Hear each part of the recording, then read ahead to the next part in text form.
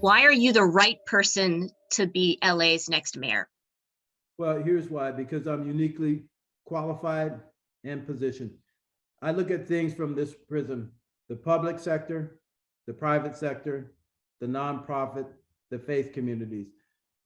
In that story I shared with you about Pacoima and the shopping center, we got the public, private, nonprofit, and the faith community. So here's what I do. I look at things from my position as my core values were shaped by the life that I've lived. I grew up poor, didn't like it, but I got an education, I worked hard, and the odds were against Mel Wilson. I was Black in a white world. I grew up in the San Fernando Valley. Not many Blacks lived there at the time that I started living here in the San Fernando Valley. I was able to matriculate and work my way up the ladder, the Chamber of Commerce, the United Chamber. I was the first president of the United Chambers. I was the first president of this Realtor Association, and the only one that's Black in 100+ years. So I was able to work my way up. And so I know how to get along with people. I've been appointed by the conservatives like Mike Antonovich. He's pretty conservative. In fact, he's endorsed me. But then I've been helped by folks like Caprice Young. She's pretty progressive. You know, she was the former president of the LA Unified School District. So I'm uniquely qualified because I've served with all the 5 supervisors at one time or another. Some of them are new now, but I know the system and how it works. So I think I'm uniquely qualified in that regard. I've got to sit with mayors who were successful. I thought Antonio Villaraigosa was successful in many respects. He was able to get Measure R dollars there. We were able to get, big bucks to fund our transit system. So I fashion myself as a person who's uniquely qualified because I've been at the table when these big decisions were being made. I'm a person who understands people. I bridge the gap. I bring people together. And most of these other candidates, they're one side or the other side, but I have Republicans, Democrats, Asians, Black, Jews. I have everybody endorsing me, who are helping me on the grassroots level. I don't have all the money that the rest of these folks have, but I have the engagement. And that's our path to getting to the win. Very good. Very good. What would be your first action to address the city's homelessness crisis? Well, the first action we do is, one, we have a series of summit meetings. We meet with the public sector, that's all the state, local, federal government, and we find out what are the resources that are available to us.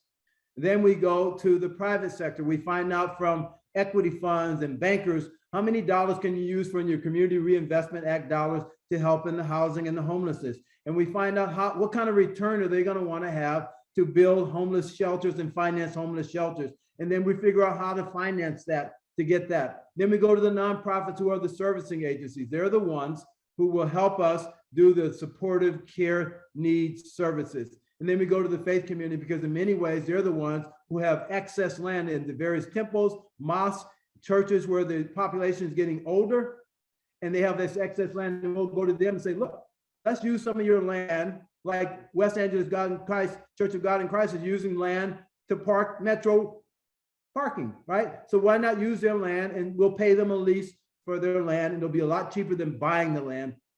So those are the things we do. So we go there and then the next thing I do is we get a diverse cadre of people, many of whose voices have not been heard. And we bring them to the table as a part of my commission group, my support team around me. And so we do that and we bring all these folks together and then we get the housing experts, the architect, the engineers, the builders, we bring them all together and we say, look, let's throw everything out and let's start up new. Let's get a whole new canvas and let's paint this all over again. And we bring them all together to help us solve the homeless problem. My belief is that in 6 months, we're going to have a lot of people ushered off the streets and into temporary supportive housing. And then from there, we matriculate them into permanent supportive housing. Great. What's the right size of the Los Angeles Police Department force and why? Well, my position is that we need 11,000 officers, but what we need to do is we need to hire 1,500 more officers and we need to put them on the street. The priority should be patrol officers. We hired 350 mental health clinicians to augment them because the cops are not qualified or trained to help with a lot of mental health crisis situations that they're confronted with.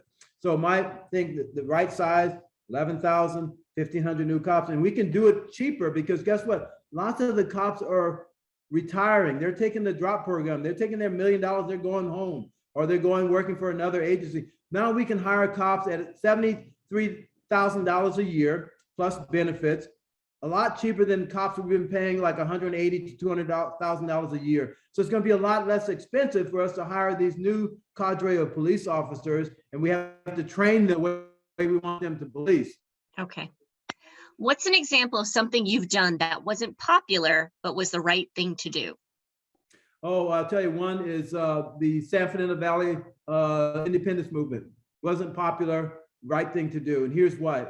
It wasn't so much about we want to break away from LA. It was all about resources. What we found out, we would sit around the table as, you know, in United Chambers and these other groups I served on for years.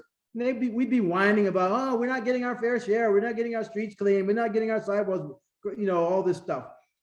And so we asked the state legislature to do an audit, find out how many resources were going to the city of LA and how much of that was generated by the Valley residents and how much of that was generated by the rest of the city.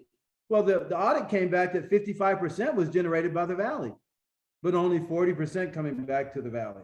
And so it was really a leverage position. I knew there was no chance that we were going to get a separate city, but I was the only Dumbo and on both sides of the hill talking this argument about why we should do this. I got smacked down by all the African Americans, all the unions. They all thought I was a Uncle Tom Tio Taco guy from the Valley. That's the kind of abuse I took. But why did I do it? Because I wanted to bring fairness back. And here's what happened. Mayor Hahn all of a sudden started sending those yellow trucks started coming out to the Valley. Yeah, we started getting more services all of a sudden. But guess what happened? As soon as the election was over, we saw a mad dash of those yellow trucks going back on the other side of the hill. LA has been downtown centric too long. And that was an unpopular decision that I made. I took a lot of heat for doing that, but would I do it again? Yes, I would, because I know it was for equity. It was about. And to clarify, you were you supported secession. Okay. I was a candidate who was supporting pro-secession. Yes, but it was not about secession. It was about resources, allocation of resources. I look at things from this prism: efficiency and equity. There was no equity. There's still no equity. The Valley has two rail stations out of 107. There's no equity there. I fought to get the Valley only rail project, the East San Fernando Valley Rail Project that's going to go down the middle of Van Nuys Boulevard, my hometown, that if you drive through Pacoima now, you cannot find a sit-down restaurant to eat a dinner or lunch or breakfast. You have to go to Bobo's Burger or Jack in the Box. All right, excellent. So these are now getting into one-word answers. Mm-hmm. Should Los Angeles tax $1 million real estate transactions to raise money for affordable housing? Yes or no? No. Roughly, what's the median income for a household in Los Angeles? The median income of a household in Los Angeles is about $45,000, and that's not enough. It's gone up. It's about 62,000 in 2019. Well, yeah, if you're talking about when you're talking about the AMI. This is household income, not individual. Yeah, the average minimum income is 69,000 and plus change in LA, but it's for the LA Long Beach area. It's not just for LA City. Okay. LA City is 62,000 in 2019. Metro is considering enacting congestion pricing on local roads and freeways to reduce gridlock and fund more transit and even free transit. Would you support a congestion pricing pilot project in LA? I do. Yes, sir. I do. Yes. Yes. Okay. And Mayor Garcetti set a goal of eliminating traffic deaths by 2025, but he hasn't followed through and traffic deaths have increased. Would you commit to make Vision Zero a reality during your tenure as mayor? Yes or no? Yes. Digital billboards. Would you support having more, the same number as now, or fewer? Fewer. All right. Excellent. Thank you. Thanks for taking the time today. Oh, you're quite welcome. I hope I didn't burn your ears up too much, but I have a passion. I know I can solve these problems in LA. I'm uniquely positioned to do so. I have a plan. I have a vision and an action plan to actually do it. I'm not going to give you a bunch of rhetoric about this or that. I'm willing to take the heat. I'm separating myself. You'll see that we're getting momentum. You know, your local newspaper today, which I read, said that Mel Wilson's numbers are going up. And that was before, mind you, before the debate occurred.